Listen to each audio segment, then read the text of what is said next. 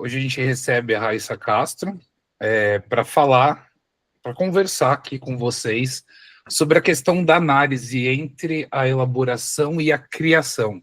O tema da criação acho que é um tema muito interessante, muito instigante e tem vários pontos, né, para pensar a questão da criação, até no sentido do afazer do analista, a questão da técnica, a questão da arte, enfim. E também a questão do que a gente faz com isso que nós fazemos quando estamos sentados no divã, na posição de analisante, sobretudo, né? E também o trabalho como analista que a gente faz, pensando, né, os registros que são da elaboração e outros que não são da elaboração, mas da ideia de criação. Então, eu convidei a Raíssa Castro para a gente conversar um pouco sobre esse tema. Olá, Raíssa, tudo bom? Oi, gente, tudo bem? Desculpa que eu atrasei 4 minutinhos. Sem problemas, eu apresentei, enquanto você estava entrando, o convite, né, de conversar contigo, vou retomar um pouco. Então, a ideia é falar sobre análise, ter uma conversa aqui sobre análise entre a elaboração e a criação. A criação é um tema inesgotável e muito interessante, e eu sei que a Raíssa também gosta bastante, e muitos pontos de vistas, né, sobre diversos enfoques que a gente pode dar, pensando a própria questão do psicanalista como técnica e como arte, e a relação da criação é algo que me interessa, ao mesmo tempo na análise, o que a gente faz com isso, né, que a gente se depara quando a gente está no divã, né, e aí não como psicanalista, mas como analisantes, e que, via de regra, eu tenho um pouco essa escuta, um pouco, inclusive antes de começar a clínica, via de regra, fazer associação que a análise é para elaborar, como único destino do que se faz em análise. E a dimensão da criação ficando em segundo plano, às vezes isso entra como sublimação, que não é, para mim, não me parece equivocado, mas acho que é um termo que não dá conta da expansão do que a gente faz, né? A ideia de criação e criatividade é muito interessante. É só para dar esse pontapé inicial, eu estou lendo O Poeta e o Fantasiar, eu vou ler só um trechinho da segunda página, quando ele vai fazer a relação do poeta com a criança, o brincar, mas sobretudo enquanto criação poética, né? E aí pensando poiesis do grego como aquilo que eu produzo, que eu fabrico, no sentido da manufatura, inclusive, né? Daquilo que eu tenho um certo material e eu produzo algo com isso. O Freud diz, o poeta faz algo semelhante à criança que brinca. Ele cria um mundo de fantasia que leva a sério, ou seja, um mundo formado por grande mobilização afetiva, na medida em que se distingue rigidamente da realidade. E a linguagem mantém essa afinidade entre a brincadeira infantil e a criação poética, na medida em que a disciplina do poeta, que necessita de empréstimo de objetos concretos passíveis de representação, é caracterizada como brincadeira / jogo, e ele vai trazer vários elementos que no alemão fazem muito sentido, porque vão terminar com o Spiel do alemão, né? Do jogo, comédia, Lustspiel, tragédia, Trauerspiel, e as pessoas que as representam como atores, e aí o termo, meu alemão é péssimo, enfim, Schauspieler, alguma coisa do gênero. Mas eu acho muito instigante essa relação do lúdico, do brincar, que o Freud já coloca, né, ao se instigar com isso, né, que é a criação poética, a criação artística, e como a gente vai falar sobre criação, de um certo ponto de vista, eu resolvi trazer esse trechinho aqui interessante do Freud. Mas é isso. Toda a palavra, Raíssa. Bom, primeiro eu queria agradecer o convite. É sempre um prazer. E falar sobre esse tema é um tema que eu gosto muito. E aí o Bruno me mandando que ele estava lendo a minha dissertação. E aí eu fiquei com medo, eu entrei num registro muito paranoico, que eu falei assim, gente, ele vai saber mais do que eu. Porque já tem tanto tempo que eu escrevi e que eu acho que quando eu releio, eu falo assim, fui eu que escrevi isso? Né? Porque meu último capítulo foi quase um movimento de mania. Foi escrito em 4 dias, completamente louca. Eu fui na psicose e voltei. E eu falei assim, gente, ele vai saber mais. Eu nunca mais reli esse texto. É aquilo que, assim, o que eu produzi, eu joguei para o mundo, eu defendi. Eu nunca mais voltei na minha dissertação. Aí o Bruno falou assim, não, eu estou lendo aqui. Eu falei assim, ai, meu Deus, o que vem por aí? Mas eu acho que é interessante você trazer isso esse texto do Freud, né, do poeta e do fantasiar, porque a psicanálise, desde o início, e por isso que eu acho também interessante a história, por uma limitação da biologia e por uma limitação da anatomia, o Freud teve que recorrer a outros lugares, como a filosofia, a literatura, para poder dar conta de construir as suas hipóteses. Então, é por uma limitação que ainda se sustenta, né, que é onde, por exemplo, a inteligência artificial não chega, né, que é o timbre da voz, que é a nossa digital, né, que a inteligência artificial não consegue reproduzir. Aí a gente precisa recorrer a outros lugares para poder dar conta de uma experiência que ela é humana e que por si só ela é incômoda e que, para mim, não tem outra maneira a não ser criativa. Eu acho que a existência ela é criativa. Quanto mais a gente é capturado pelo discurso da cultura, a gente pode ir se alienando e ir para um lugar de repetição, né? Que também tem uma função, a repetição na análise, a repetição na vida, mas eu digo de uma repetição mecânica daquele roteiro que disseram que você tem que fazer. Então, disseram, né, que você tem que crescer, aí depois de um tempo, né, ir à faculdade, aí você encontra uma pessoa, aí você se casa com uma pessoa, sempre um referencial heterossexual, né, óbvio, essa coisa idealizada da cultura. Aí você tem filhos, aí não pode ter um só. Aí você tem outro filho, aí você trabalha, você compra casa, você faz tudo certinho, depois você morre. Às vezes, algumas pessoas vão se adequar a isso e tudo certo, não é criticando esse lugar, mas que, às vezes, isso diz de uma alienação da própria cultura, mas que, num geral, a gente acorda de manhã, a gente não sabe, a gente pode até ter uma programação, né, que é deliciosa, mas, em tese, a gente não sabe como é que vai ser o nosso dia. E aí, todo dia acontece um pepino, e a gente acha que a gente vai conseguir resolver, que no dia seguinte não vai ter um outro pepino, mas ele sempre vem, né, e criatividade não deixa de ser a resolução de problemas. Né? Esse é um dos conceitos de inteligência, inclusive, é um dos conceitos de inteligência que eu mais gosto, que é a capacidade de resolver problemas. Né? Não tem uma lógica matemática, não tem uma lógica específica, mas que, diante de uma angústia, e não necessariamente uma angústia paralisante, mas diante de uma questão, a gente vai ter que desembolar de alguma maneira para poder dar conta. E é aquela criança, né, que hoje em dia as telas têm ocupado muito esse lugar, mas que os adultos estão lá, vivendo a vida deles. E aí a criança chega, o que eu vou fazer? E ele diz, ai, menino, vai brincar. E aí a criança começa a criar uma cena ali na cabeça dela que vai fazer sentido só para ela e que é desse movimento criativo que vem a partir do tédio, mas para poder sanar aquele incômodo, que não tem nada para poder fazer, uma cota de excitação. Aí você fica para o outro, me dá uma coisa para baixar isso aqui, me dá uma coisa para baixar isso aqui. E o outro fala assim, tô ocupado. Fica aí, resolve o seu. E aí a criança fala, então eu vou dar um jeito de contornar essa experiência, eu vou começar a viajar, né? E vou brincar, e isso não é racional, né? Não é, a criança ela não pensa em fazer isso, é um mecanismo natural, né? De alguma maneira, onde a gente pode colocar essa palavra natural. Mas aí eu chego, né, nessa autora que para mim foi muito custosa, que foi a Luz Salomé, que foi aonde eu comecei a conversar com o Bruno, né? O Bruno vem da filosofia, tem afinidades com drogas pesadíssimas, de Hegel e de Kant. Eu não me meto com essa galera, entendeu? Eu falei com ele hoje, isso aí é um outro idioma, uma outra linguagem, né? Acho dificílimo. Os comentadores falam, eu digo sim. né, que é aquele do limite da incapacidade do sujeito. Mas eu caí na Lu Salomé, acho que vale a pena contar isso aqui, né? Eu sempre fui muito implicante com as coisas. E aí, cheguei na psicanálise, primeiro implicada, aí vi isso aqui faz sentido.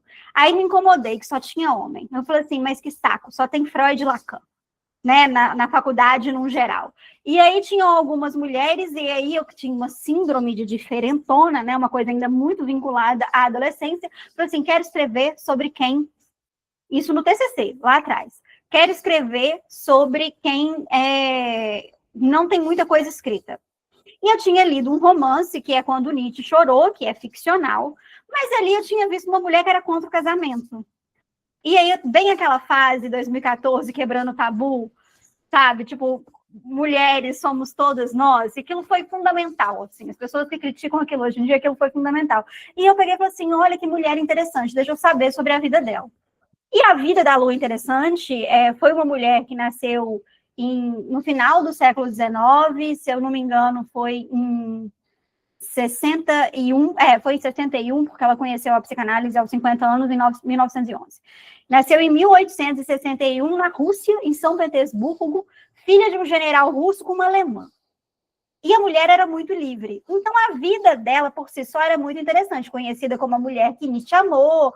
E aí eu peguei e falei assim, gente, né, mulher livre, casada, e tinha um monte de amantes. Eu falei assim, eu gosto disso aqui, louca.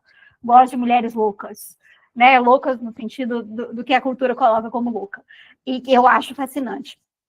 Aí tá, fui seduzida pela história dela. E aí falei assim, sim, ótimo, vou dizer sim a tudo que existe. Só que ela escreve de uma maneira muito truncada e muito filosófica. E eu que vim da psicologia, muito seduzida pelo discurso freudiano, que é um discurso muito obsessivo, no sentido de encadeamento de ideias. Freud é um autor muito delicioso de ler, diferente do Lacan, que é aquela coisa assim, me entenda. Uma coisa até meio, me entenda, use aqui, objeto de fetiche, que dá um nervoso. O Freud, ele é muito organizado, né? Apesar da metapsicologia ser muito difícil de entender, ele é um escritor fascinante. Então, querendo ou não, você fica, né, naquela coisa da repetição, uma hora vai no tropeço, e eu estava familiarizada com isso. A psicologia tem uma tendência em também ser muito organizada, né, dentro das suas limitações. E o texto da Lu, a primeira vez que eu li, eu falei assim, ela usou um tipo de droga e eu achei que era droga psicodélica. E eu tenho pânico de droga não pelo lugar moral, tá? Por um lugar de medo de perder o meu eu, a minha consciência. O sentimento oceânico, que foi o que eu fui estudar mais tarde, ele é tão desprazeroso para mim que eu fico na rigidez do eu e todas as suas limitações. E por muito tempo eu fiquei dando esse murro de faca, que ela falava de criatividade, mas não falava comigo. No sentido de que o argumento dela eu entendia num certo sentido, mas eu não entendia fisicamente. E aí eu acho que é um ponto da psicanálise que a gente é seduzido por ela, e a gente está aqui numa quarta-feira, 6 horas da noite, escutando sobre esse tema, porque ela tocou a gente em algum lugar. E é por isso que a gente se submete a essas loucuras, né? Então, não fazia sentido no meu corpo. E aí eu sempre fui apaixonada por literatura, por mitologia. Fui uma criança que não tinha muitas outras crianças ao redor, e aí nessa cena que eu descrevi, né? Vai aí, menino, sou eu nessa cena, e eu recorria muito aos livros. Então, eu fui uma criança que lia muito, era apaixonada por mitologia. Eu tinha 3 obsessões infantis, que depois, no processo de análise, eu fui ver que elas têm tudo a ver com a profissão que eu escolhi. Eram peixes abissais, dinossauros e mitologia grega. Ou seja, o passado, o profundo e aquilo que está enterrado. Depois eu fui mexer com o inconsciente. E eu era fascinada por aquilo. E eu ficava pensando o dia inteiro em dinossauros, brincava, odiava boneco, odiava todos os objetos que eram da feminilidade, então também tinha essa coisa meio truncada. E aí eu fui para a literatura, que eu falei assim, bom, já que eu não estou entendendo pela via do texto dela, porque ela escreve de uma maneira muito poética, eu vou ver se eu entendo isso da experiência do artista, e eu já vou explicar o que ela está falando, em outros lugares, né? E aí eu li um livro que ele ganhou o Nobel da Literatura no ano passado, a autora ganhou, que é A Vegetariana, da Han Kang. um livro esquisitíssimo, muito doido, muito desprazeroso de ler, mas você não consegue largar, mas que ela fala de uma experiência de dissolução e de um impulso de criatividade a todos os seres humanos. E aí, quando eu penso na criança pequena, né, e nesse impulso criativo, a Lu, um dos argumentos dela, vai ser que a criatividade é como uma consequência do ser humano. É aquilo que está presente na gente, como se fosse um chip. Ele está presente na gente e ele faz parte dessa experiência que é ser humano. Né? Ela vai colocar isso como um espelho da natureza.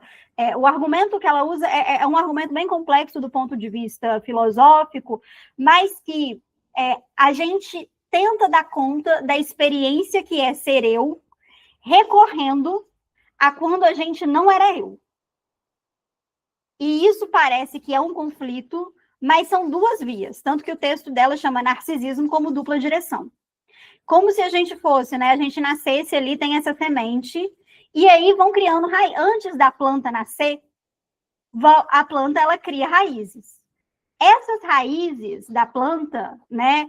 É essa experiência humana que ela é diluída com tudo que existe. Nessa parte aqui eu falei assim, drogas pesadas. Eu estou muito na neurose, não entendo isso. Mas aí ela começou a falar de uma parte que eu entendia, que é a planta nasce. Aí eu falei assim, ok, tem eu. A planta nasceu, é o eu. Só que quando uma planta nasce, né, ela cresce para cima, as raízes continuam crescendo. Então é um movimento duplo, para cima o eu e toda essa conexão com a humanidade. E aí quando eu li esse livro, que eu vou contar brevemente a história, mas não dando um spoiler, vai falar de uma experiência, né, na Coreia do Sul, de uma mulher que tem um sonho e ela resolve, uma mulher muito submissa ao patriarcado da Coreia do Sul, então casou com o marido que tinha, aquela mulher que fazia a tarefa de casa, falava muito pouco, o que se esperava ali de uma boa mulher dentro da cultura, e aí ela sonha que com muito sangue e com muita violência, e ela deseja parar de comer carne. A carne, principalmente a carne de porco, tem um componente muito cultural dentro da cultura sul-coreana. E essa decisão dela desencadeia uma série de violências em relação ao sujeito dela. Por que ela tomou essa decisão? E uma maneira dela se defender disso, ela quer virar árvore. Esse é o plot do livro. O que você fala assim, isso não faz sentido, mas eu recomendo realmente a leitura, porque é aí que eu entendi que a experiência do eu, para algumas pessoas, ela pode ser muito violenta e muito agressiva. Porque a cultura, ela é muito cretina. Principalmente se a gente tem uma dificuldade em se adaptar e a gente não tem que ter uma obrigação em se adaptar a ela. Né? Que foi o caso dessa mulher, e a salvação dela foi retornar à natureza. E aí eu fiquei pensando muito sobre isso, eu falei assim, cara, a gente vive cada vez mais numa desconexão com a natureza. E quando eu digo natureza, não é só árvore, mar e aquilo da natureza, mas uma desconexão da vida, com o processo de estar vivo, né, com o nosso corpo. A gente, cada vez mais, no discurso da neurose, a gente esquece, eu falo a gente porque eu me pego nisso dia sim, dia também.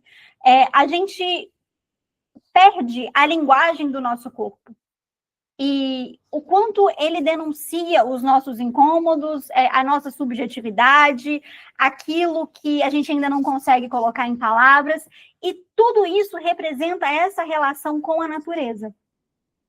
E aí, ela tem um outro ponto de vista, que é algo que eu estou, à parte, estudando, porque tem feito cada vez mais sentido, é que essa experiência vem dessa conexão física que a gente tem intrauterina de não ser eu.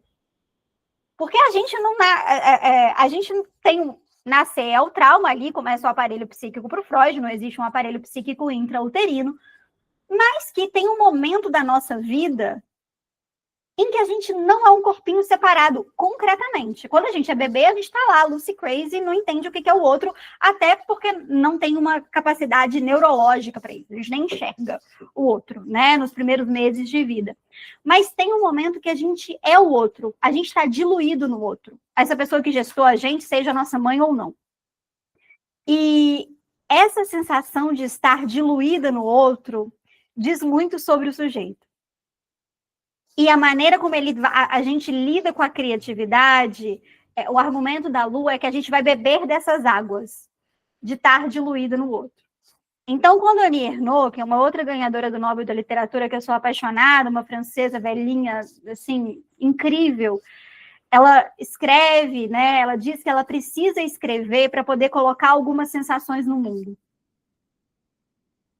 E é esse contato que ela diz da história dela, mas ela está comunicando com uma galera, é aquela coisa que você sente no corpo. Você fala assim, eu não sei explicar, mas tem algo acontecendo aqui.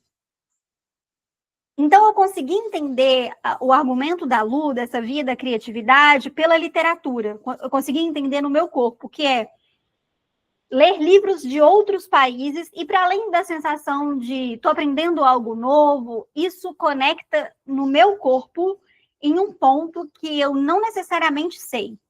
Eu vejo um quadro, eu vejo qualquer coisa que é considerada arte, né? Não necessariamente um quadro. E eu me emociono e eu não sei por quê. Eu não consigo colocar em palavras. Aquilo me toca num ponto que eu olho para o outro e não toca da mesma maneira. Né? E aí, dessa experiência que é muito humana, mas ao mesmo tempo não humana do ponto de vista do eu, é que ela traz essa experiência de vida que é criativa. Porque a partir do momento, a criatividade, né, ela vai surgir na falta. Então, ela vai aparecer como um mecanismo quando não tem alguém suprindo. É o que o Winnicott mais tarde vai falar da mãe suficientemente boa. Se você tem uma mãe boa demais, não vai ter um espaço ali para que você dê conta desse espaço de alguma maneira. Né? Que é isso, menino, vai brincar. Vai fazer alguma coisa com o seu tempo. Mas a gente vai recorrer a isso de quando a gente não tinha essa falta para justamente preencher de uma maneira fantasiosa, né? Que depois vai virar fantasiosa, esse espaço. Porque os espaços, eles são incômodos. A gente produz no tédio porque é extremamente desprazeroso estar no tédio. Produz no sentido criativo, tá? Não no sentido do capitalismo, da palavra de produzir alguma coisa de mais-valia. Mas eu vou ter uma ideia, né? Não à toa a gente tem muita ideia, eu pelo menos sou assim, quando tá tomando banho. Porque aquilo, não tem o celular, não tem nada, eu começo a pensar por quê? Sobrou um espaço. Porque qual que é a batalha das telas com as crianças? A tela entra no espaço. A tela não dá espaço para o tédio. E a gente precisa do espaço para poder ter a criatividade. Por quê? No espaço a gente tenta preencher. Preencher o que já foi. Que era completo. Que era o sentimento oceânico. Daí que vem a frase do Lacan, da relação sexual não existe. Lacan era apaixonado por um texto da Lu que chamava Análise Sexual, que ela publicou em 1915. E que ela falava dessa experiência de completude que a gente tinha, essa coisa metaforizada, né, da barriga da mãe, essa dissolução da natureza, esse amparo, para mim, extremamente positivo. Eu acho que travou. Para vocês também travou aí? Também. Travou. Deixa eu ver uma coisa aqui. Bruno, tudo bem? Posso fazer uma pergunta? Claro, fica à vontade. Eu li ali, tem um outro grupo chamado Leituras Lacanianas. Ela tá voltando, viu? Só para, desculpa interromper, ela mandou, acabou a energia, não sei se já voltou, foi um pico, aliás, de energia, mas pode perguntar, do Leituras Lacânicas. Leituras Lacânicas também é contigo? É. E funciona parecido com Entre a Letra. É o primeiro evento que eu estou participando do Entre a Letra e o Divã. Vou aproveitar e vou falar um pouco sobre isso enquanto a Raíssa volta. Que bom que ela... Por favor, eu ia até te perguntar, eu ia pedir para te explicar um pouco sobre o projeto. Tá. A comunidade Entre a Letra e o Divã foi o nome que eu tentei unificar, de um certo modo, as coisas que fazem muito sentido para mim, que é o estudo, a clínica, o divã, literalmente a questão da clínica, e o estudo, não só da psicanálise, porque a minha formação não foi em psicologia, ela foi em filosofia, tanto que ela comentou, né? Terminei meu mestrado sobre a superstição na USP, e agora estou já neuroticamente pensando no doutorado. Enfim, então isso, além de que eu trabalho com orientação acadêmica, e aí essa comunidade é um espaço onde eu criei alguns grupos de estudos, a maior parte é gratuito, tem alguns pagos, né? São 3 projetos, sobretudo, atualmente, na comunidade que eu estou realizando. O Leituras Lacânicas, a gente está lendo Seminário 1. Fique à vontade, é só solicitar a entrada no grupo, que é aceito, é gratuito. E os vídeos são gravados, todos os encontros são gravados, e esse especificamente está público no canal. Além disso, tem segunda-feira, Lab Tessituras, é um laboratório para a gente conversar sobre estruturas clínicas. Então, a gente lê o Joel Dor como um texto que eu não acho que é dos melhores, mas eu acho que é um ponto de partida interessante, e a gente discutiu bastante perversão, tanto que teve o Daniel Reis, que veio conversar com a gente sobre o tema da perversão. Depois teve a Josiane Pires também contribuindo com a questão da perversão. A gente atualmente está estudando a histeria, no livro do Dor. Esse também é gravado, só que os encontros estão no modo não listado, mas o link da playlist está no grupo, né? Então vocês podem acessar. E, além disso, deixa eu lembrar. O de hoje, mais tarde, de quarta-feira, esse é um projeto que é pago, que eu estudo o inconsciente freudiano, em 6 ciclos. É um projeto megalomaníaco meu, mas onde a gente está no primeiro ciclo estudando textos iniciais dos principais conceitos do inconsciente. A gente está no projeto de psicologia científica, a gente depois vai para a interpretação dos sonhos, para pensar o deslocamento, condensação, né? E aí vai terminar o primeiro ciclo, e esses são as quartas, esse é pago, é 25 por encontro. Então, a ideia, e além disso, tem 2 grupos que estão, digamos, fora da minha comunidade, mas que eu participo. Na comunidade dos cartéis, não sei se vocês conhecem, é um espaço aberto, é bem interessante. Lá eu desenvolvo nas terças-feiras um grupo de estudos sobre afetos na clínica psicanalítica. A gente está lendo eu gosto de estudar, a gente está lendo junto o texto da Colette Soler, Afetos Lacanianos, numa discussão sobre os afetos, se há um apagamento dos afetos e a relação com o corpo, que a Raíssa estava falando. Isso me toca, porque o que ela falou, depois eu vou falar com ela aqui, mas o que ela falou sobre não tocar, foi eu na filosofia estudando os afetos. Eu sentia que era uma leitura desafetiva dos afetos, né? Algo que é radicalmente diferente quando eu vim para a clínica. Mas, enfim, e tem um outro grupo numa associação que eu faço parte, a Fala Ser, que a gente é um grupo que estuda transferência. Mas a comunidade é minha, onde eu criei um espaço para grupos de estudos, para terem trocas de textos, enfim. E tem esses 2 grupos de estudos que eu faço parte, mas que não ficam necessariamente nessa comunidade do WhatsApp, enfim, né? Mas é um espaço que eu convido todo mundo que quiser participar. O da transferência e do inconsciente freudiano são pagos, os outros são gratuitos. Então, vocês podem solicitar a entrada, fiquem à vontade, os encontros são semanais, são gravados, né, até para disponibilizar quem entra depois, estou no meio do caminho, então pode assistir os anteriores. Então, para todo mundo aí que não conhece ainda, e junto do e-mail eu mandei o convite para a comunidade, né? Então, vocês quem clicou, entrou na comunidade, aí o grupo que te interessar é só solicitar. Né? Esses pagos, eu geralmente mando o link de inscrição, mas pode mandar a solicitação para entrar se você tiver interesse. Tá bom, obrigado. Nada. E todo mês, acho que isso é uma coisa que eu não falei, todo mês a gente faz o Entre a Letra e o Divã Convida, né? Esse é o segundo, né? Estamos começando agora. foi o Daniel Reis, o primeiro, agora nesse mês com a Raíssa. Então, todo mês eu estou chamando alguém para falar de alguma coisa que nos atravessa e para ter uma troca, né? Que a ideia é a gente conversar mesmo e pensar esses atravessamentos, outras leituras, né, que também nos tiram no campo do dogma, da religião, que é muito comum na psicanálise, né? Então, a ideia desse espaço, que aí não tem um grupo específico, porque aí é toda a comunidade, mas todo mês eu convido alguém, e nos grupos, se vocês tiverem sugestão de pessoas para trazer, fique à vontade também de sugerir, ou temas, ou pessoas mesmo, que estão trabalhando, psicanalistas, ou não psicanalistas também. Às vezes a gente quer ouvir um sociólogo, pensar algum atravessamento da nossa época, um filósofo e alguma questão mais conceitual, e por aí vai. E se alguém tiver interesse nesses outros grupos,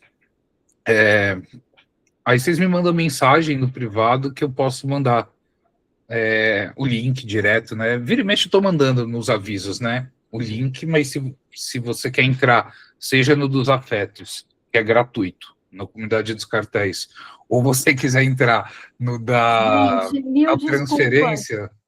A Semig fez um corte lacaniano aqui e a energia acabou. Semig é complicada, né? Nossa, e eu ouvi o trovão, dentro de mim eu pensei, não, por favor, não. Teve o pico de energia.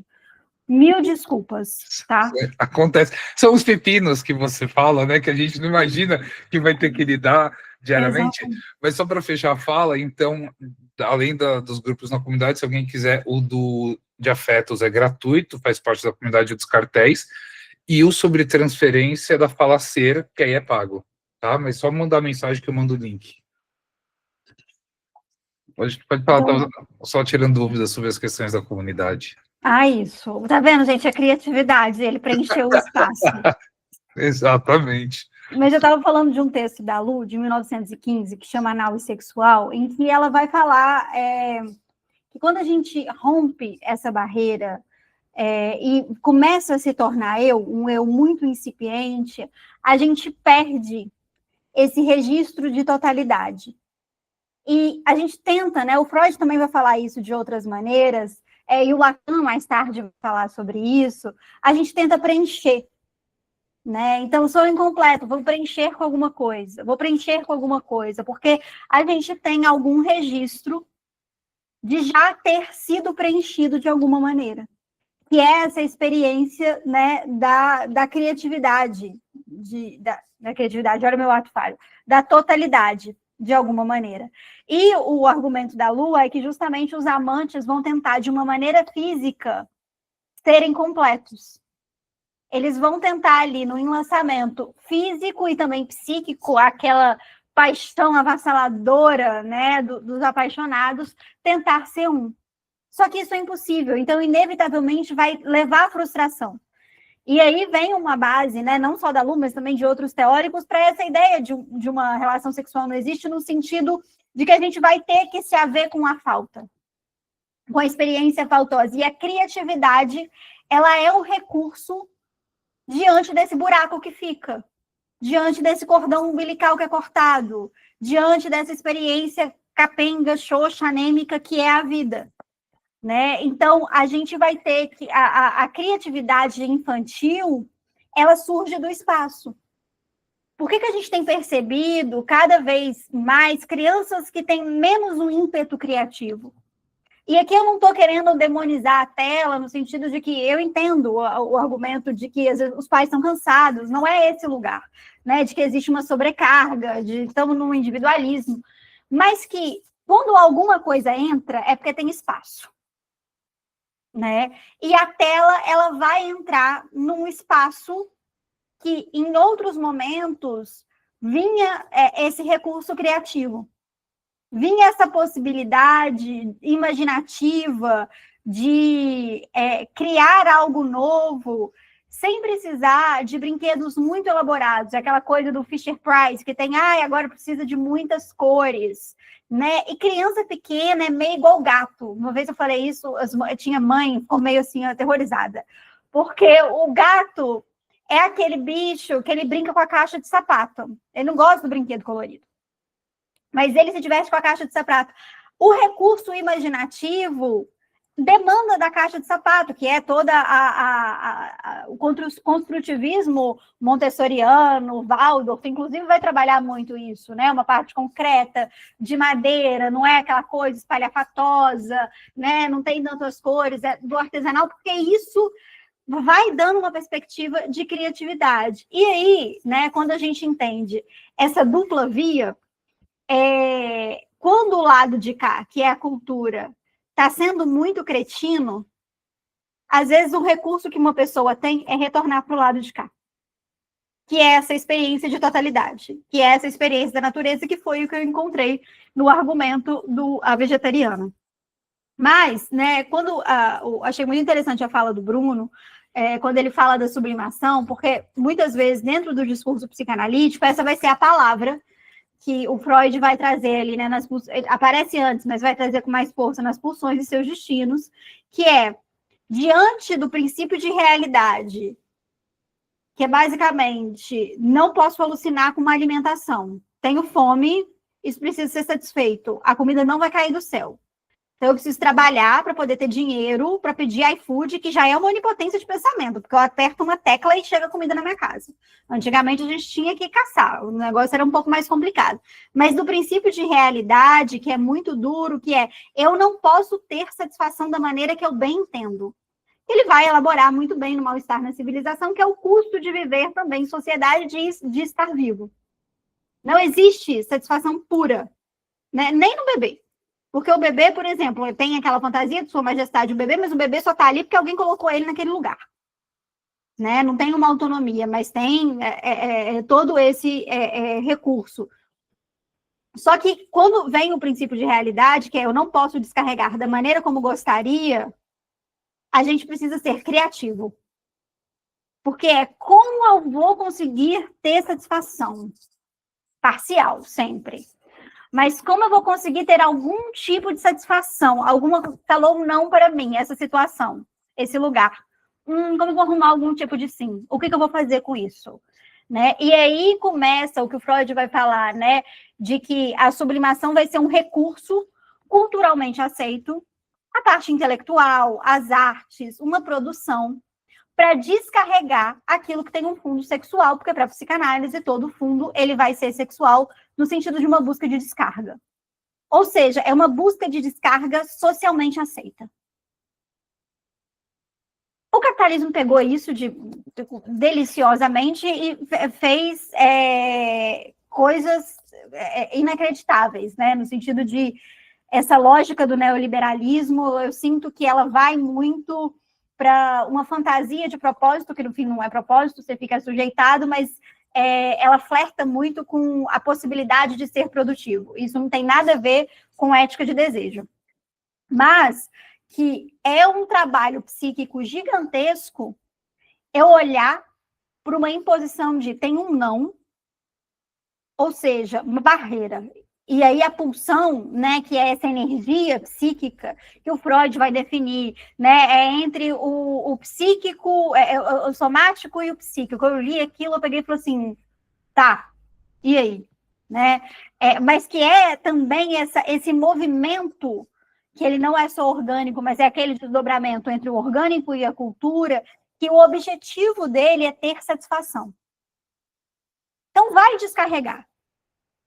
Isso é o movimento da histérica, né? Que eu acho que serviu muito para a psicanálise nesse sentido. Se eu não posso descarregar culturalmente essa energia psíquica, ela vai descarregar em mim.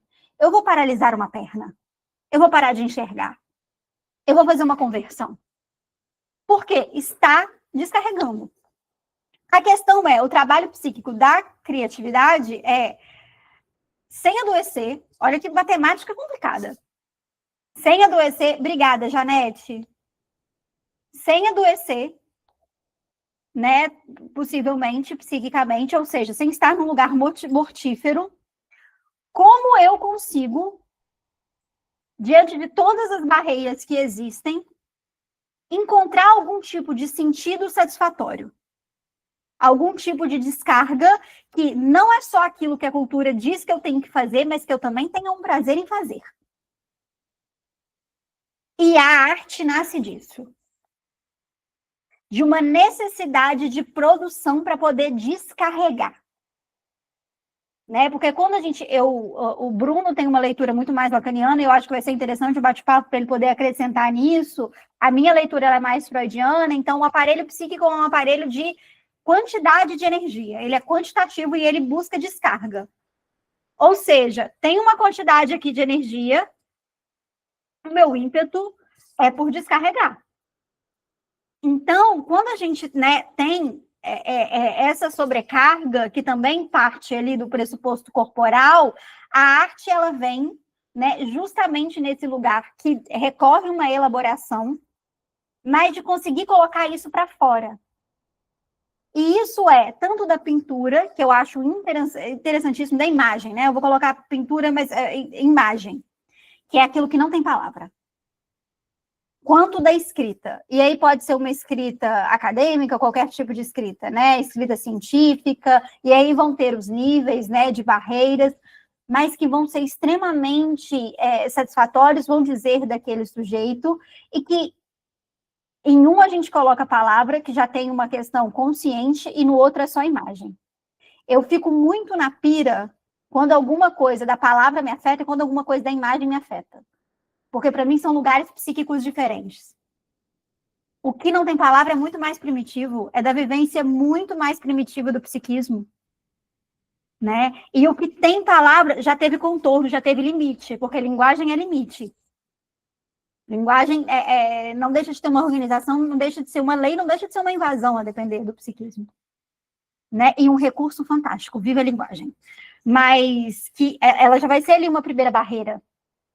Né? Eu não consigo, quando, é muito doido isso, quando eu quero água e eu sou pequena, né, eu sou criança, e eu digo água, a criança pequena ela não vai dizer propriamente água, mas eu estou fazendo referência ali a um objeto que está na minha cabeça.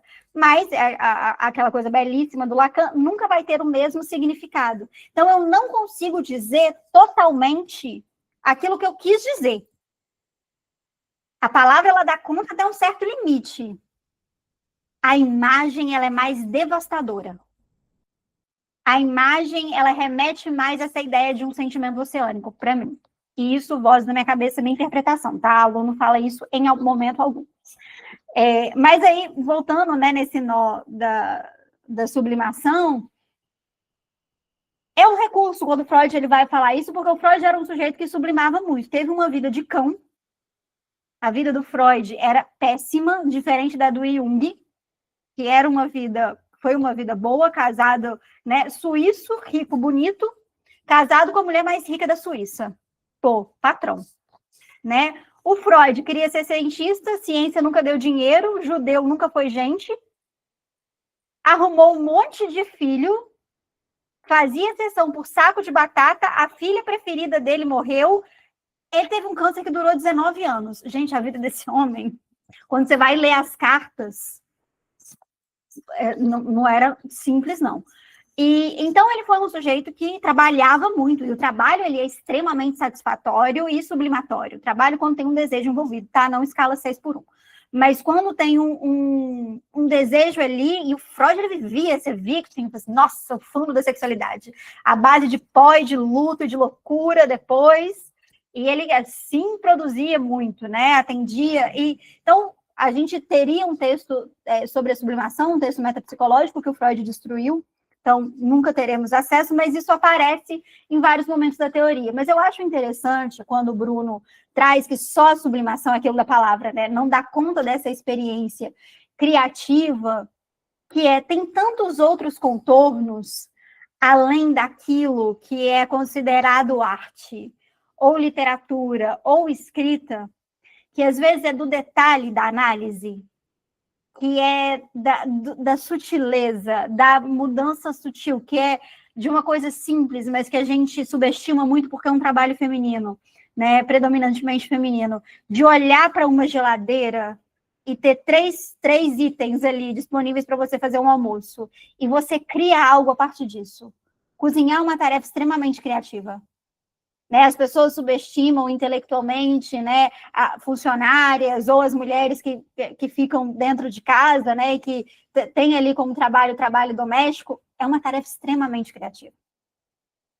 Então, a criatividade ela não está ligada com a intelectualidade, que é diferente de inteligência. É a questão do espaço e da elaboração. E na análise, né, aí eu acho que dá para a gente poder fazer esse gancho, por mais que a gente tenha vários textos que são importantes, que são fundamentais na técnica, na posição do analista, quando a gente está ali com o paciente, é criativo. Por isso que a clínica da angústia é jogo de cintura. Você não sabe o que vai acontecer ali. Você tem uma aposta que vai acontecer uma análise. Tem sessões que não são sessões de análise.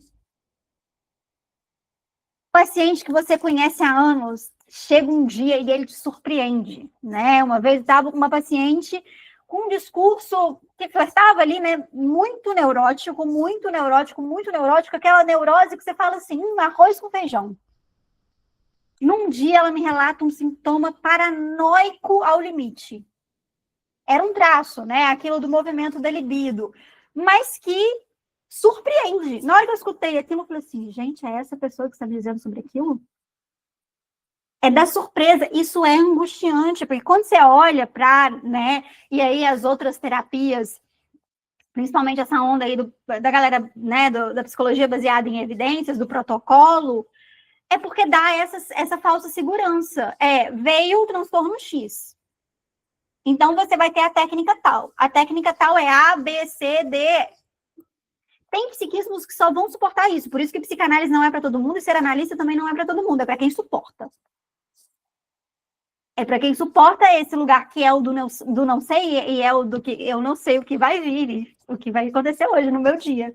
No meu dia, no sentido mais básico, que tenho 7 atendimentos no dia. Um desmarca, outro falta, outro pede para poder repor sessão, então você nunca tem nunca sabe quantas pessoas você vai atender no dia. No sentido mais simbólico possível, que é, eu não faço ideia do que vai sair da boca daquelas pessoas e nem da minha.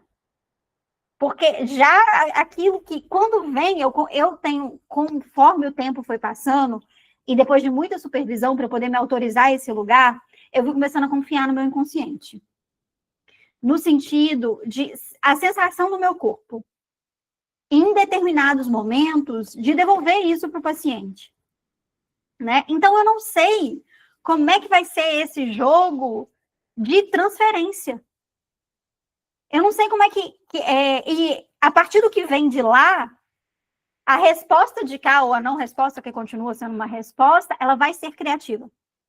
Então, o fazer do analista, ele demanda muito repertório e ele é criativo. Um repertório que ele não pode ser só teórico, que é uma grande bandeira que eu levanto, porque a teoria ela vai contornar um tipo de experiência, ela vai a psicanálise é uma hipótese, isso incomoda muito alguns apaixonados. Mas ela é uma hipótese, a TCC é uma hipótese, a Gestalt é uma hipótese, são todas hipóteses que se sustentam. Estamos aí em 2025, cheio de ressonância, ninguém sabe o que é definir consciência até hoje. Estamos aí, ó, a filosofia, cada um diz e briga, completo, e não vamos chegar a lugar nenhum, porque é extremamente complexo e não é só fisiológico. Parte fisiológica já foi, a memória, imaginação, isso aí a gente tem até que bastante material. Então, em que medida a gente está num fazer muito criativo para além da teoria e de fazer intervenção, e aí não é só da parte erudita da literatura, é conseguir fazer intervenção clínica usando novela. E não necessariamente que você vai assistir a novela, mas que o paciente está trazendo aquilo. Então, assim como Taylor Swift, que já usei, falei assim, nossa, tá igual a música tal de Taylor Swift, repertório cultural. E, obviamente, era um paciente que gostava de Taylor Swift, né, ou aquela coisa. Mas que isso é extremamente criativo, né? Então, o que está saindo da boca daquele sujeito porque ninguém vai procurar análise porque está feliz, né? Ninguém procura análise quando está bem. Eu acordei bem hoje, vou vou para terapia. Não. A gente vai porque a gente está sofrendo. E a gente quer que aquele sofrimento ele desapareça num certo sentido. Então, a gente já movimenta porque existe uma falta, um espaço ali, que, na verdade, é um excesso, né? Quando a gente pensa na teoria freudiana da angústia, é falta de representação. Então, é energia psíquica sem representação, né? E aí, às vezes, a função é de dar representação ali, mas que tem, o negócio desencaixou. É aquela coisa que você repetiu, aconteceu alguma coisa na sua vida, externa ou interna, que tropeçou, você começou a catar cavaco, vem a angústia, você vai para a terapia e você elabora, porque não elaborar é pior. E isso é o espaço da falta. A criança brinca porque não tem nada para distrair ela. Ela não brinca porque é uma coisa... o lúdico, ele é inato no sentido de... ela está na frente ali da televisão, cheia de objetos, ela vai brincar porque a criança brinca. É igual fazer xixi. Não. Não é um processo fisiológico no sentido de organicamente. Então, a gente vai precisar ter a falta ali. E a análise é isso. Eu vou elaborar, e às vezes essa elaboração custa porque é difícil perder, mas eu vou elaborar justamente porque tem algo aqui que foi essa minha construção até esse momento da minha vida que não está sustentando, que não faz sentido. E em algum ponto a gente faz uma travessia que eu começo a querer saber sobre mim. Eu não acho que o outro sabe. Mas eu começo a querer saber, e querer elaborar, e querer ver, e querer o que eu vou fazer na minha vida, né? Uma metáfora que eu gosto muito é que a gente vai para análise com um teclado, com várias teclas faltando. E não é um movimento de preencher. Então, eu vou levar para assistência técnica para poder colocar novas teclas no teclado. Não. É criativo de que como eu consigo escrever novas palavras com as teclas que eu tenho. Inevitavelmente, pode ser que apareça uma tecla ou outra nova, porque a gente continua se relacionando com o mundo. Mas como eu consigo aumentar esse meu repertório de linguagem, criar novas coisas, escrever novas palavras, tecer novas histórias, a partir disso que eu tenho. Às vezes vão ser excluir algumas letras, né? Aí a outra metáfora faz mais sentido, que é da cesta de frutas. Que a gente recebe uma cesta de frutas dos nossos pais e dos nossos cuidadores, e que muitas vezes o sofrimento vem, eu estou tomando uma vitamina minha vida inteira, de todas as frutas do mundo, e eu não gosto de mamão. E aí o trabalho de análise é falar assim, bom, eu vou parar de tomar vitamina de mamão, né? Deixa eu tomar as outras aqui. Quais outras frutas existem no mundo?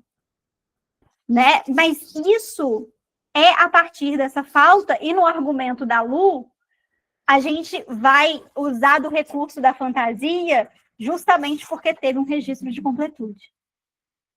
Então, é sempre se relacionando, né, com essa certa completude, que na teoria dela vão ter vários nomes, o todo pulsional, verdadeiro narcisismo, sentimento oceânico, erotismo. Ela não era uma mulher organizada, no sentido teórico da coisa.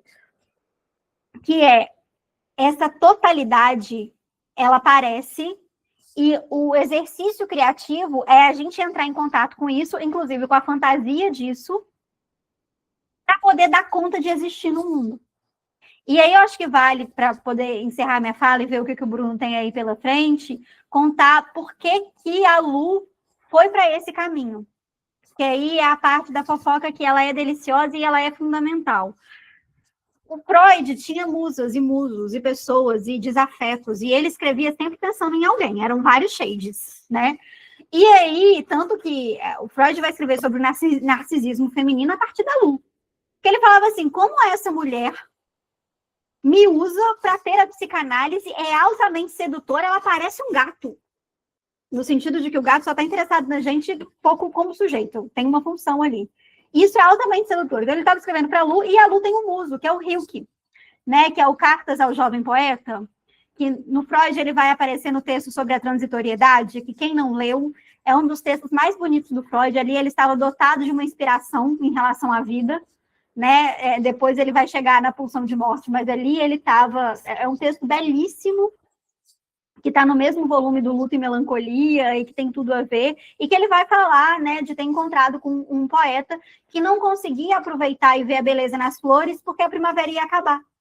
Ia vir o outono e as flores iriam morrer. Então, como eu amo algo que vai acabar? Como eu amo o efêmero? E o Rilke, ele era extremamente melancólico no sentido ali, inscrito da baixa energia psíquica de ter perdido a história do Rilke. Ela é extremamente devastadora. Ele teve uma irmã que morreu antes dele nascer, e aí ele nasce e a mãe dele começa a tratar ele como se fosse a irmã. Então, veste ele com roupas de menina, começa a chamar ele como uma menina, e eles vivem ali uma simbiose muito louca, né? Até que o pai, num lugar militar, manda ele para uma academia militar e que isso é rompido. E ele encontra na literatura uma maneira de falar sobre essa solidão, esse abandono, essa melancolia. E aí a Lu, né, diante de todos os traumas infantis, ela fala, você só consegue estar no mundo porque você produz alguma coisa. No sentido de que você escreve. A escrita é um motivo para você conseguir existir até hoje. Porque senão ele já teria partido dessa para uma melhor muito antes, né? Então, ela, observando os textos do Rilke, tem um que chama A Pantera. Tem um do narcisismo, mas tem um que chama A Pantera, que ele fala sobre a pantera estar numa jaula, e aí o eu, para ele, era estar numa jaula. E ele observa com certa melancolia o passado, que era o que já foi estar fusionado. E eu não posso voltar para essa experiência. Então, ele diz de uma maneira muito artística o que a Lu vai tentar elaborar de uma forma teórica, né? Que algo foi perdido, a gente tenta retornar e a gente produz também por causa disso. O Rilke, ele vai dizer isso literalmente, em alguns momentos. Mas é porque ela falava, você tem mais acesso a essa experiência do que a gente que está na neurose. Né? Ela não estava tanto, mas a gente que está, quem está ali adoecendo de neurose, de capitalismo e de burnout, né, não consegue ter acesso a isso aqui que você está tendo, porque você consegue transitar entre o que ela chama as duas vias do narcisismo, entre as raízes e o caule. Então, é nessa transição que o artista ele vai conseguir flutuar por necessidade. Não é porque quer, é porque precisa. Senão fica pior. É aquilo, eu não crio porque eu quero ser amado. Ser amado pode até ser a consequência. Eu crio porque se eu não criar, eu enlouqueço ou acontece coisa pior. É por necessidade. A criatividade aparece por necessidade. Então é isso que eu pensei, gente. Não sei se atendeu as expectativas. Tivemos aí um corte lacaniano da CEMIG. Peço perdão. Bruno, é com você. Eu gostei muito, muito obrigado. Eu vou comentar um aspecto mais pessoal que eu acho muito curioso, eu já falei isso em outros espaços, sobre identificações e desidentificações, que para os lacanianos eles me acham muito freudiano e para os freudianos eles me acham muito lacaniano. Nesse sentido do aparelho, eu concordo plenamente contigo, eu sou muito mais freudiano do que lacaniano. Mas entrando na questão que eu acho que é muito interessante, da criação e o que eu vejo para bem além da sublimação, e eu acho que isso inclusive entra em algumas considerações sobre o próprio homem histórico do Freud, né? O Freud como homem histórico no sentido da própria atribuição de arte e do sublime, porque tem uma relação com a sublimação, é o sublime, é aquilo que dignifica culturalmente. Então, de um certo ponto de vista, pelo menos como eu leio eu vou usar chavões, certos usos de palavras, como que é bastante associado à cama, mas, por exemplo, quando a gente vai pensar a fantasia como aquilo que faz amarração com o mundo ao nosso redor, eu acho que isso ajuda a pensar fora um pouco dessas amarras que a sublimação traz, precisando se reportar a um processo que dignifique uma certa cultura. Uhum. Porque eu acho que isso é ainda uma colonização do desejo, e vai na contramão de uma dimensão de ética do desejo. Quando eu penso da criatividade, eu penso assim, independente de quem seja, eu acho que quando eu estou com um paciente, um candidato a um analisante, enfim, o sintoma, como aparece, é o melhor que aquele sujeito está conseguindo dar conta de existir.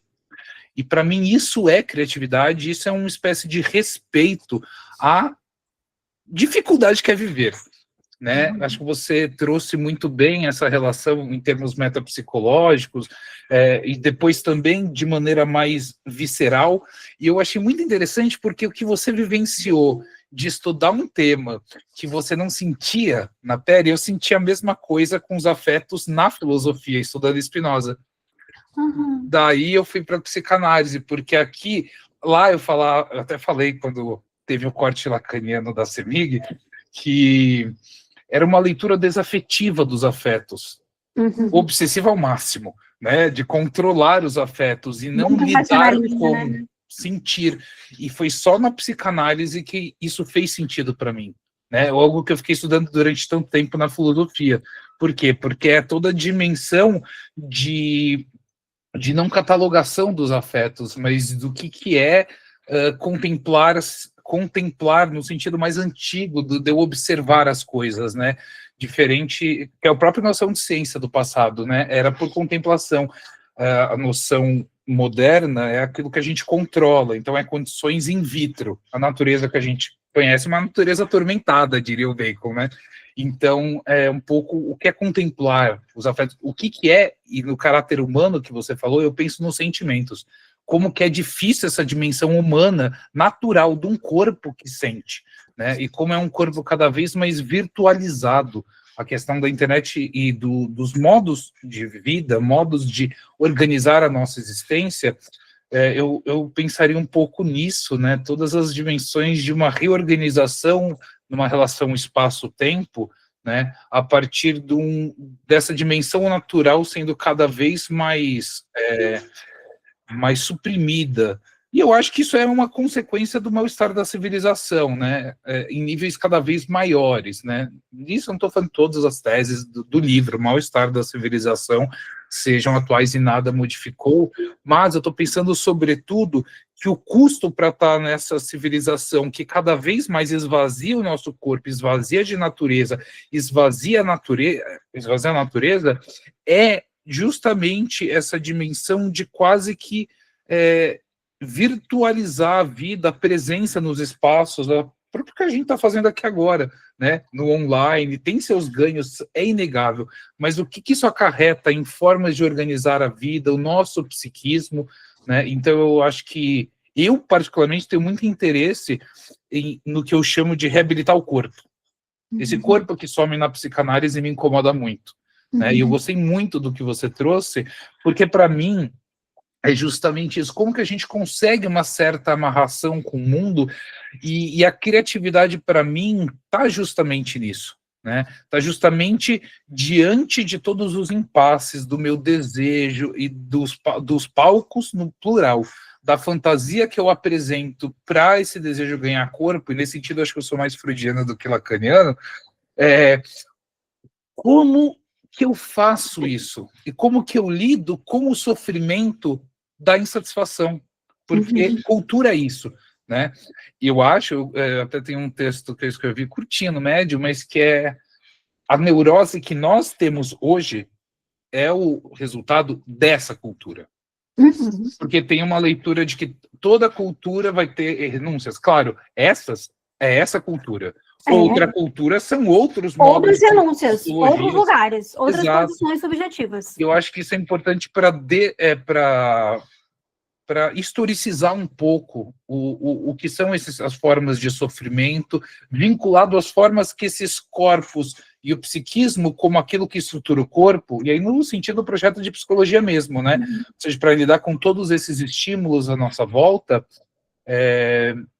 como que a gente vai dando conta desse processo? Então, esse quase que slogan, né, lacaniano, de que a fantasia é aquilo que faz uma amarração, porque a gente não consegue lidar com o real, enfim, mas é isso, tem uma existência que produz frustração, produz uma necessidade imperiosa de renúncia, e a gente precisa se adequar a isso. Inclusive, eu acho que até no projeto de psicologia científica, o quanto Freud fala, a biologia ela entra muito estranhamente Reparem, quem se interessa pelo assunto, na hora que entra a biologia, parece que ele está falando, bom, parece que esse corpo tem que se adequar, porque eu alucino, a comida não vem. Então, em certa medida, o teste de realidade que o Freud nunca conseguiu descobrir, e é o grande impasse para pensar a questão da fantasia, e o que é a realidade, o que não é, abandonando a teoria da sedução, mas é, sobretudo, acho que uma relação de um corpo que precisa se habituar ao seu entorno. Ele pode até alucinar no primeiro momento, só que o corpo continua carente de certas coisas. Não, o corpo, ele impera. Exato. E eu tenho fome, não adianta eu sonhar com comida. Eu vou continuar com fome. E eu acho que a biologia entra aí meio enigmaticamente. É a primeira vez que eu li o texto todo, mas me soou muito a biologia enigmaticamente, me veio um pouco por isso. O corpo precisa se habituar às coisas, à realidade, né, de um certo modo, né? Eu acho que isso é interessante, até para pensar num certo registro da fantasia, da criação, fantasia e imaginação. Acho que são 3 termos que orbitam entre si de alguma forma, né? Não apenas do ponto de vista usual, do dia a dia, do cotidiano, como mentira, como falsidade, né? Mas eu acho que e eu gosto do que eu já li da Lu Salomé, tem várias coisas que depois podemos conversar bem mais sobre a relação dela com Spinoza, que eu gosto muito particularmente. A ideia de totalidade me parece vir muito disso. Ela tem um texto, ela chama o Spinoza de filósofo da psicanálise, inclusive dos encontros da Sociedade de Viena, né? Ela estava lá nesses encontros, eu li algumas das atas, mas o principal, acho que disso, tem uma falta, e nisso ela me parece, pelo pouco que eu li, mas ela está na mesma direção que Freud. Mas, ao mesmo tempo, ela aponta para algo que escapa ao Freud, a meu ver, e que é importante. Eu não sei se é o Bruno Spinozano falando mais alto, mas que existe uma experiência não cindida, e até pensar, a falta não consegue, não pode nos constituir, e eu penso que a falta ela é produção.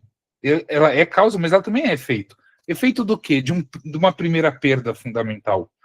Eu perdi algo, até toda a teoria do Freud sobre se adaptar à realidade ao redor, a libido investida em mim, investindo no outro, é a questão do seio materno e que o das Jing, a coisa, né, que quer se repetir, porque perdeu. Então a falta se institui através de um primeiro luto, através de uma primeira perda. E eu acho isso é uma leitura que eu tenho, porque isso ajuda a pensar que sim, a falta e toda a tradição freudo-lacaniana, acho que tem muita razão, tem muito sentido até certo ponto, né? Mas é preciso considerar que a falta é produzida, né? E aí eu acho que o que eu já li da Lu, que ela traz, é justamente um elemento de não cisão que se coloca e que alimenta sentimento oceânico, nostalgia, a disposição melancólica e vários outros elementos que se reportam a isso. E aí eu estou pensando no sentido mais básico do que o Descartes diz em um certo momento, mas nem precisa ser Descartes, que a gente só constrói um quadro com imagens do vivido. A gente só constrói coisas, referenciais, novos, a partir do antigo. Então, como uma inexistência da totalidade produziu um desejo de totalidade, sendo que nunca foi vivenciado.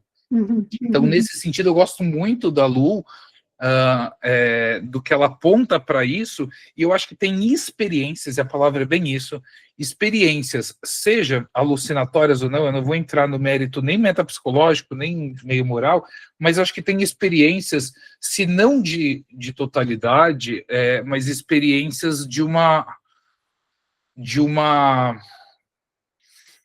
expansão além da limitação muito liberal, muito só eu.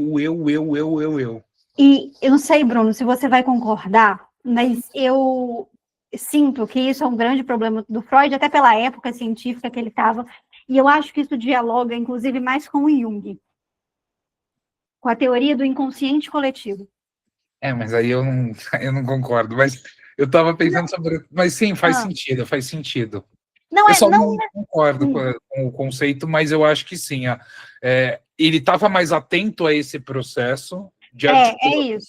Não necessariamente como ele vai conceituar, que aí eu acho que vai para outros lugares, mas dessa experiência para além do eu, que o Freud tenta fazer num texto que nem está nas obras completas, que chama Neurose de Transferência, de 1914, que é um texto que ele começa a dar uma viajada, assim, meio coloca o pé lá, ele tenta ir para um argumento dessa ideia de totalidade, mas falando dos povos que ele chama de primitivos, né, dos povos originários, mas dessa experiência humana além do eu.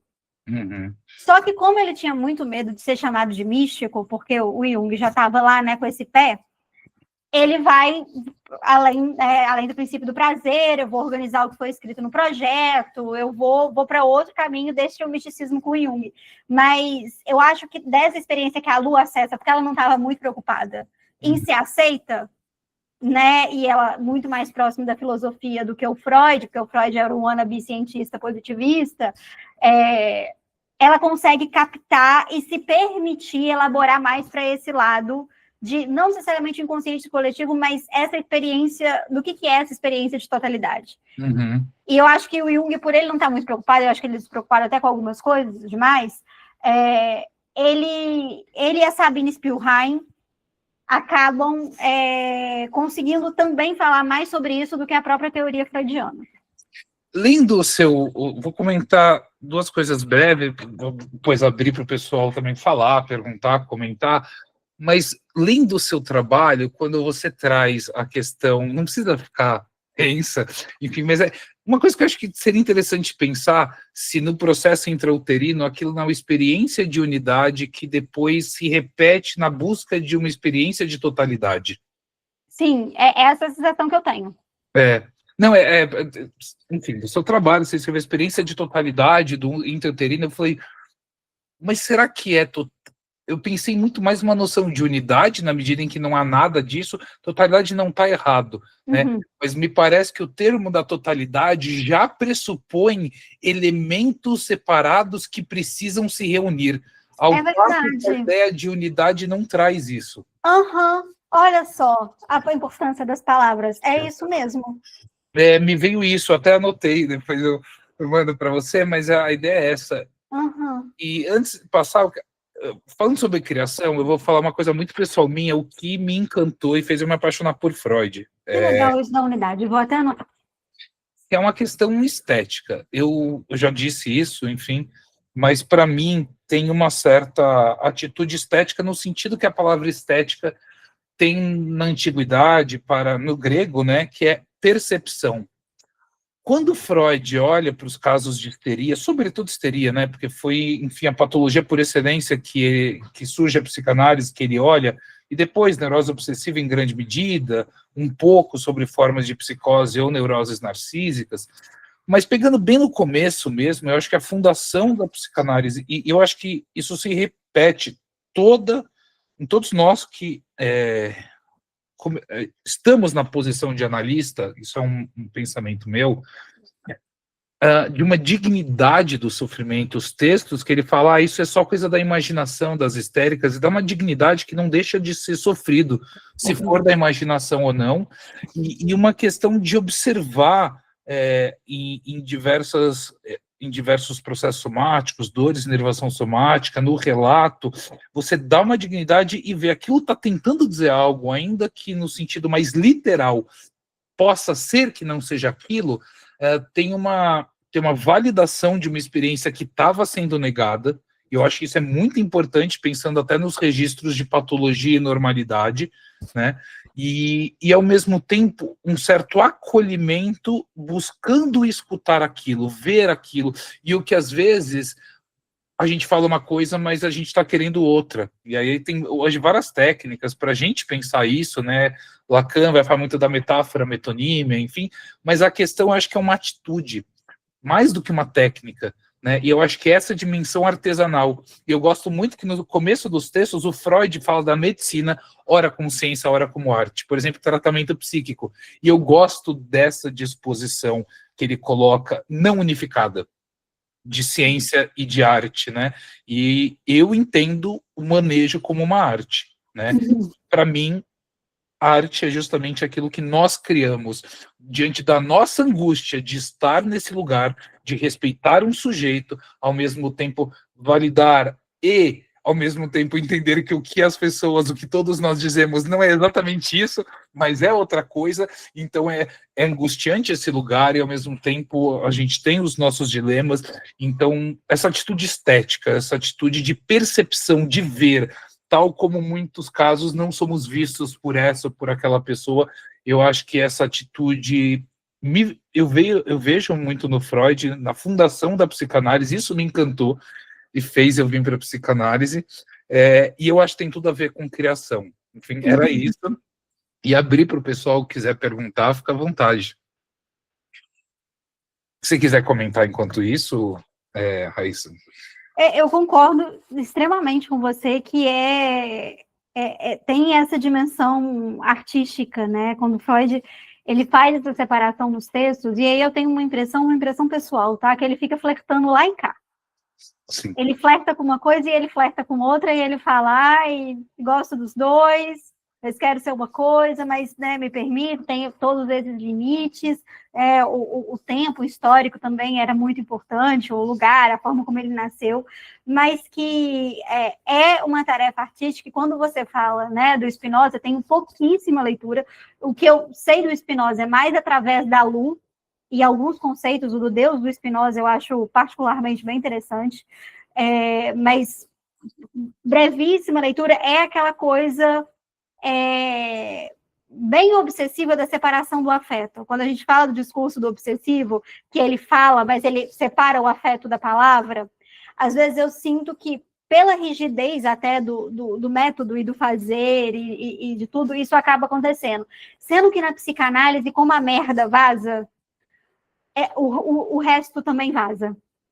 E isso faz com que ela seja sedutora, né? Porque, em contrapartida, foi isso que te seduziu, e o que me seduziu para a psicanálise foi, de fato, ela colocar essa mão na merda, no sentido de tem essa miséria humana, né? Fazemos parte disso, é uma loucura viver e a gente não está negligenciando esse lugar. Também faz parte de quem a gente é. Né? E quando ela assume, a teoria assume isso, o Freud vai assumir isso, e o trabalho da análise, eu sinto que é nessa arte também de olhar para esse todo no sentido não só o que é bonito, o que eu quero mostrar no Instagram, nas redes sociais, o que é cult, o que é legal, mas essa outra parte que é tão minha quanto, quiçá mais, né? Só que ela fica escondida por uma série de fatores.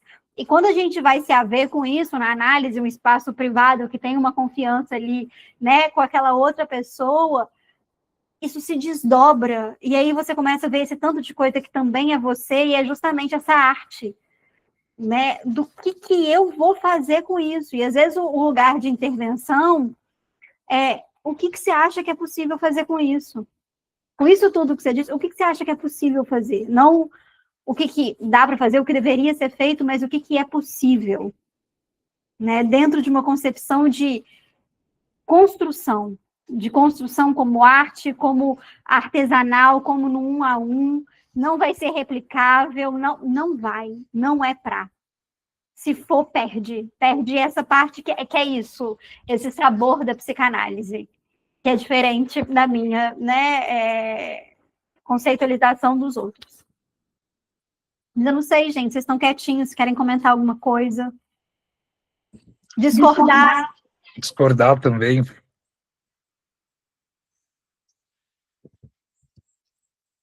pessoal tá quietinho, né? Estamos aqui falando horrores sobre arte, sobre criação, sobre, né, toda essa experiência humana. Mas Spinoza é muito interessante, mas ele tem uma escrita bem difícil, porque ele escreve geometricamente, né?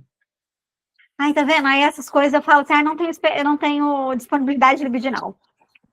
Mas é bem isso mesmo. Esse é o problema, mas é muito interessante porque em diversos momentos ele vai falar de uma união que se tem, não existe a ideia de sujeito. Ainda que Spinoza, depois de Descartes, a ideia de sujeito é o conceito do Freud de Nash-Traglickeit, é algo que depois, retomando o Descartes, que foi sendo consolidado, né? Não que, nossa, no tempo de Descartes, nossa, o sujeito nasceu lá, no texto logo exista.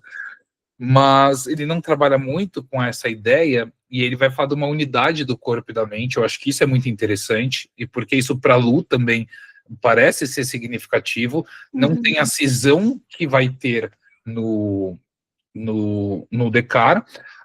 Deus até escreve Deus, ou seja, a natureza. Para Spinoza, então, a natureza, Deus não é alguém que escolhe, que manda matar. Um homenzinho. Então ele despessoaliza, né, a Deus, e vai pensar, lógico, e o meio disso para ele é a geometria de matriz euclidiano, de axioma, proposição, demonstração e tudo mais. Mas o ponto é que ele vai falar que é possível, isso é Spinoza, saindo agora da psicanálise, se o intelecto compreender a si os seus equívocos, os seus erros, não no sentido de vou melhor como pessoa, até porque ele fala o erro, não há nada de positivo que constitui o erro é uma privação. Então tem muitas coisas interessantes. Ele fala, a perfeição é uma imaginação, tudo é perfeito. Se você vai julgar um cego que não vê, isso não é imperfeito, porque você está julgando por outra natureza, que não a dessa pessoa. Isso mexe muito comigo, acho que muita gente que lê Spinoza também, isso toca, né? Como que a gente julga uma natureza abstrata que não é daquela pessoa, a gente está lendo alguém por outro. E pela falta, né? E aí vai o lugar da falta, porque você se considera o narcísico completo. Isso, aí, isso também é uma coisa que eu vou levar para a vida, né? É questão para ele resolver, e para o Spinoza, desejo não é falta, né? Ele vai falar, desejo é potência, afirmativa de existência, e falta ele chama carência, né? No sentido de saudade. Aquilo que eu já tive uma vez e quero ter de novo. E o português tem essa palavra bonita. E eu concordo, né, quando a Lu faz essa referência, que o Spinoza era o filósofo ali da psicanálise, porque na conceitualização de desejo para o Freud é movimento. O desejo para a psicanálise freudiana vai ser movimento, é o trilho, não é o trem. Sim. É o trilho. Então, não vai ter um objeto capaz, isso, né, de satisfazer. E é realmente muito interessante, isso que você comentou, eu tinha até esquecido, da divisão, né, de mente e corpo, e a Lu vai trabalhar com essa ideia de unidade, tanto que ela fala, né, que o corpo é o que mais sabe sobre a gente. Quando a gente tem dúvidas, a gente tem que olhar para o nosso corpo. Porque essa divisão, o Freud vai até trabalhar isso num texto que eu estou lendo no grupo de estudo, que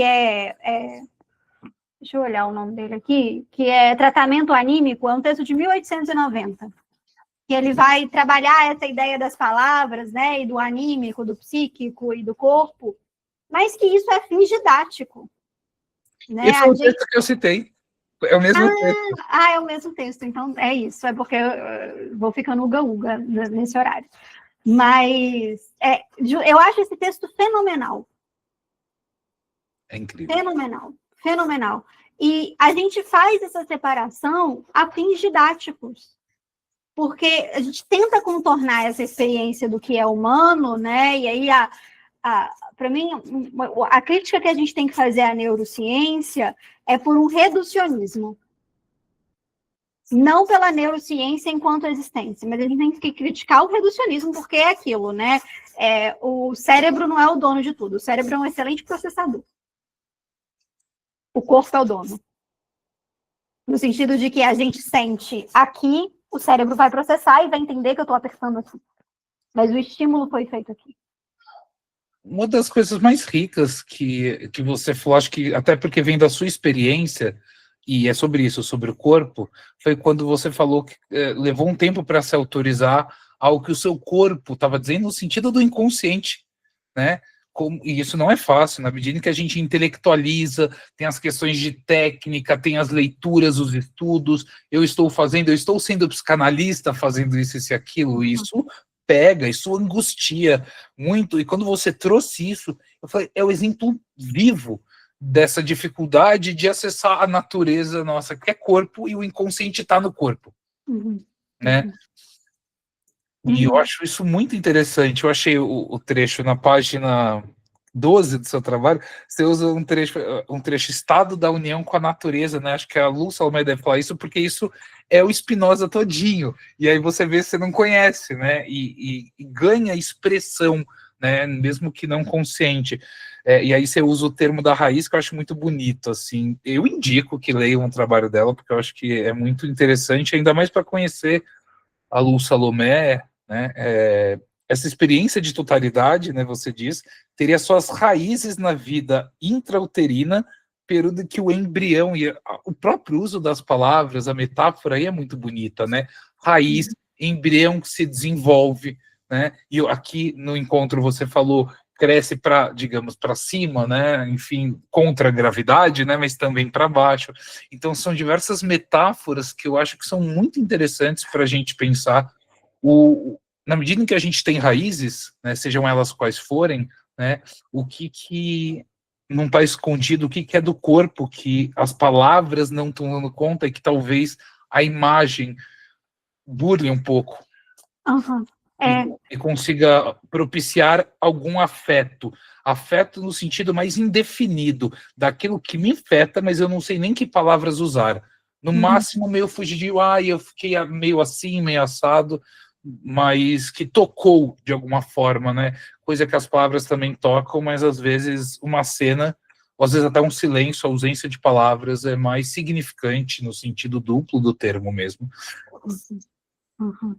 Eu acho que são experiências diferentes. Eu vi a Vera Iaconelli falando sobre isso em algum vídeo esses dias, como que algumas coisas ela foi acessar e de uma maneira diferente, escrevendo o livro dela sobre análise, mesmo depois de muitos anos no divã. Porque tem alguma coisa do estar preso nas palavras que está no papel, que é uma experiência diferente do falar, que é uma experiência diferente do sentir, que é uma experiência diferente do viver. Então, o quanto a gente fica o tempo todo tentando justamente contornar as experiências, e a ideia de uma verdade psíquica é nenhuma dessas versões, né, chamando isso de versões, ela é menos válida, mas é como se fosse um desdobramento, né, do que foi isso que você disse sobre o sentimento, o quanto isso é um desabrochar, né, um afeto, um vínculo criativo também. Então, e eu tenho um fascínio pessoal sobre performance, então eu sou obcecada pela Marina Abramovic, ela foi uma das minhas grandes obsessões. Eu tenho uma coisa com mulheres malucas, assim, eu falo, fascinante, isso aqui. E a Marina, ela é completamente, eu recomendo a biografia dela, Entre Paredes. É uma coisa, assim, fantástica, fantástico. Tem um documentário dela também no Prime, se eu não me engano, e me causa mal-estar. E aí você vê o vínculo, mas é porque é a experiência, aquilo que só acontece ali. Agora a gente tem toda uma relação com o vídeo e com a foto, mas o que é do momento que a performance também traz, para além da imagem, para além da palavra, para além que é o lugar da experiência, que remete às sensações psíquicas que a gente tem daquele lugar do que foi experiência, do que foi só sensação, do que é aquilo que o Freud vai falar no projeto, que é o traço minêmico, não necessariamente nem a memória, mas o caminho capinado, que depois vai ser só a memória onde vai passar. Adorei o termo. É o caminho capinado, que depois eu vou no caminho capinado, porque ele já está ali, ele é mais fácil. E aí, esse caminho, eu acho que a performance, ela toca no caminho capinado. A imagem, ela toca num outro lugar, né? Para mim, toda arte imagética, ela é muito materna, porque eu vou ter essa leitura também freudiana dos primeiros anos de vida do fusionamento. Então, quando não tem palavra. E aí eu falo assim, nossa, isso aqui é arrebatador. O texto, né, é um outro lugar. Então, eu acho que isso também são desdobramentos muito interessantes e que cada um vai mostrar uma faceta da gente tentando traduzir e colocar no mundo da nossa experiência, que é do corpo, que não cabe só na gente. Eu não lembro aonde que ouvi, enfim, mas me veio à mente agora, por associação livre, mas que acho que é bem interessante. É verdade, né? A escrita é o mundo do adulto. É. É a gente A ter própria acesso. escola, no seu sentido republicano, a sua obrigação de aprender a ler e escrever para assinar documentos, acesso à literatura, é o ingresso no mundo adulto. Eu acho que foi o infante, a noção do conceito de infante, de infância, do Felipe Arrier, se eu não me engano. Acho que lá ele vai discutir isso, e é isso, é o ingresso no mundo adulto, e também o quanto que se perde dessa criança tentando sempre só pela escrita, por essa linguagem adulta. Uhum. E o quanto também a palavra tem um poder, né? E aí eu gosto do termo poder, que é de existir no outro. Então, eu gosto muito de uma concepção que que algumas séries vão trabalhar sobre isso, né? Quando falam sobre os deuses, que os deuses antigos, enquanto tem gente que acredita neles, eles continuam existindo. Eu acho isso fantástico, e teve um livro que eu li de literatura que foi a minha última obsessão, eu fiquei semanas só falando dele.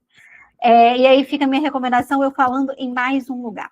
Né? Eu que nunca conheci os homens, é o nome do livro, e que é um relato, né, em primeira pessoa de uma mulher que não tem nome, e que vive numa jaula até os 16 anos de idade, entra lá criança, e vive aos 16 anos de idade com 39 mulheres. Até que um dia toca uma sirene, esse livro foi escrito por uma psicanalista, óbvio. Toca uma sirene e os guardas vão embora e ninguém sabe por quê. E aí começa uma noção de liberdade. E todo o relato dela é sobre o que faz o sujeito humano. E aí ela começa nessa relação com a palavra, eu que nunca conheci os homens, Vanessa.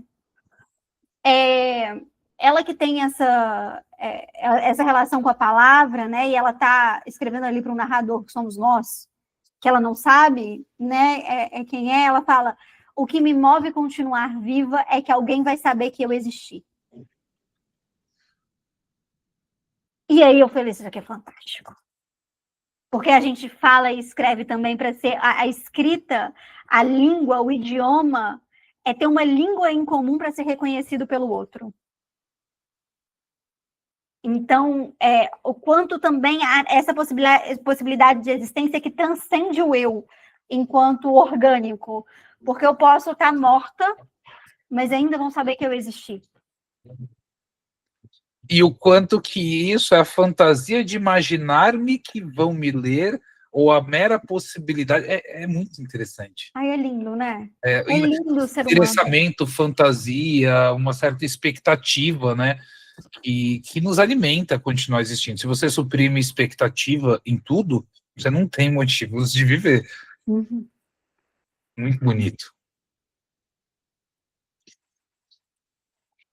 Quero agradecer, Caíssa, pelo papo, foi muito bom.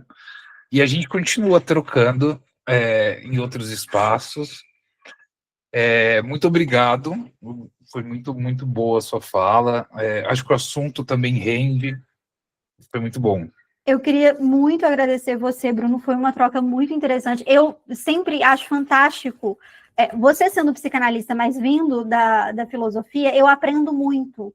E eu falo assim, meu Deus, eu sou muito ignorante, tenho que viver 20 vidas para eu conseguir dar conta de ler. Não, mas é uma sensação que eu acho boa, assim. E que toda vez que eu converso com alguém que não vem da psicologia, que acaba tendo essa linguagem comum, é sempre muito mais engrandecedor, porque eu falo assim, caraca, que legal, outros pontos de vista a partir de outras leituras. Então, eu fico meio que obcecada, e eu acho fantástico. Eu queria mais uma vez agradecer, assim, pelo convite, e que seja frutífero, que tenham mais pessoas e que você continue fazendo isso, porque é bem legal. Vou continuar. No próximo, vou já divulgar, ainda no próximo mês, não temos a data ainda, a gente vai conversar sobre a questão da análise entre a escuta e a interpretação, que eu acho que me toca muito isso. Me toca também. Está convidadíssima, se quiser. Ai, muito obrigada. Manda lá no grupo. Mando sim. Gente, muito obrigada. Desculpa se falei alguma groselha, Não, às vezes acontece. E sem culpa. Tentando, né? Cada dia é um dia. Mas queria agradecer todo mundo que ficou aqui também, até agora. Obrigadão, gente. Obrigado por todo mundo. E depois eu vou mandar, entre hoje e amanhã, o link. E aí vai estar público no canal, quem quiser assistir, tá bom? Joia. Beijo, obrigada, gente. Tchau, tchau. Boa noite. Boa noite.